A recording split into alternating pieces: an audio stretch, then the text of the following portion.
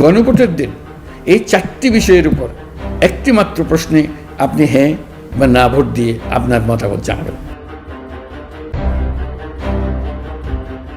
বাংলাদেশের ইতিহাসে এই প্রথম একই দিনে দুটি বড় রাজনৈতিক প্রক্রিয়া, জাতীয় সংসদ নির্বাচন এবং গণভোট অনুষ্ঠিত হতে যাচ্ছে।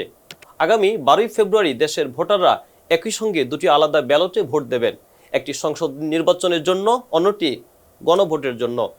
এর আগে 1977 এবং 1991 সালে বাংলাদেশে গণভোট অনুষ্ঠিত হলেও সেগুলো জাতীয় নির্বাচনের সঙ্গে একই দিনে হয়নি। এর ফলে এবারের আয়োজন নির্বাচন ব্যবস্থাপনার দিক থেকে এক নতুন অধ্যায় হিসেবে বিবেচনা করা হচ্ছে। নির্বাচন কমিশন জানিয়েছে, একই দিনে দুটি ভোট হওয়ায় ভোট গ্রহণের সময় 1 ঘন্টা বাড়িয়ে সকাল 7:30 থেকে বিকাল 4:30 পর্যন্ত নির্ধারণ করা হয়েছে। সারা দেশের 42,000-এর বেশি ভোট কেন্দ্রে একযোগে এই ভোট অনুষ্ঠিত হবে। ভোটারদের হাতে থাকবে দুটি ব্যালট পেপার। সংসদ নির্বাচনের ব্যালট পেপার সাদা রঙের আর গণভোটের গোলাপি রঙের ব্যালট পেপার থাকবে। দুটি ব্যালটই একই স্বচ্ছ ব্যালট বাক্সে ফেলতে হবে। ভোট গ্রহণ শেষে প্রিজাইডিং কর্মকর্তারা ব্যালট আলাদা করে সংসদ নির্বাচন ও গণভোটের ফলাফল পৃথকভাবে গণনা করবেন। এবারই প্রথম প্রবাসী বাংলাদেশিদের জন্য পোস্টাল ব্যালট পাঠানো হয়েছে। প্রবাসী ভোটারদের কাছেও একই খামে দুটি ব্যালট পাঠানো হয়েছে, যা তারা পূরণ করে দেশে ফেরত পাঠিয়েছেন।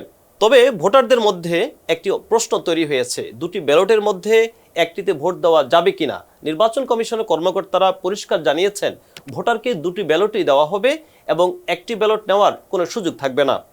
কেউ যদি গণভোটে ভোট না দিতে চান, তবুও তাকে ব্যালট নিতে হবে এবং তা বাক্সে ফেলতে হবে। তবে ব্যালটে সিল না থাকলে সেটি বাতিল বলে গণ্য হবে। গণভোটে 4টি গুরুত্বপূর্ণ সাংবিধানিক সংস্কার বিষয়ক প্রশ্নে হ্যাঁ বা না দিতে বলা হবে।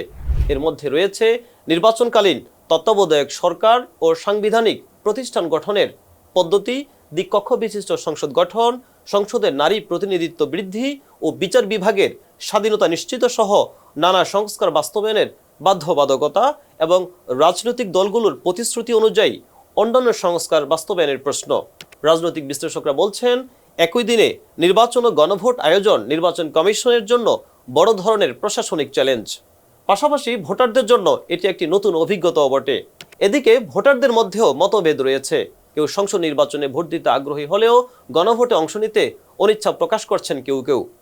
আবার কেউ সংস্কার প্রস্তাবের কিছু অংশে একমত হলেও সব মিলিয়ে সমর্থন দিতে দ্বিধায় রয়েছেন। সব মিলিয়ে 12 ফেব্রুয়ারি বাংলাদেশের রাজনৈতিক ইতিহাসে একটি ব্যতিক্রমধর্মী দিন হিসেবে চিহ্নিত হতে যাচ্ছে, যেদিন একই সঙ্গে রাজনৈতিক ক্ষমতা নির্ধারণ এবং রাষ্ট্রের ভবিষ্যৎ কাঠামো নির্ধারণে জনগণের মতামত নেওয়া হবে। এতক্ষণ আপনাদের সাথে ছিলাম রাকিব হোসেন মিলন।